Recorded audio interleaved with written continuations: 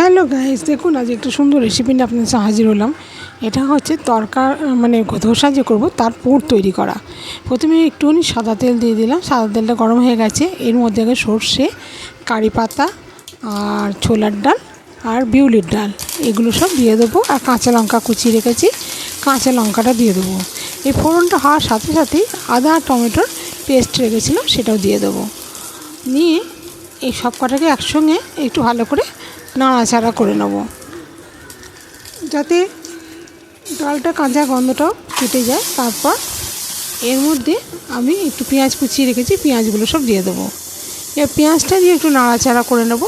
হালকা ভাজা হয়ে গেলেই পেঁয়াজটা, তার মধ্যে আমি দিয়ে দেবো নুন আর একটুখানি জিরে ভাজা আমি রেখেছিলাম সেইটা দেবো, আর একটু হলুদ দেবো।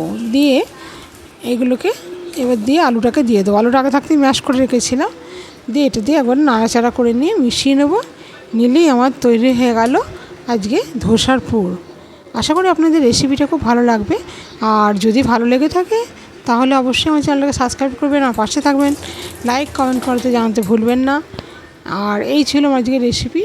এটা সন্ধ্যেবেলা দারুণ খাবার। তা আমি পুরটাকে আজকে দেখালাম। কেমন লাগলো আপনাদের?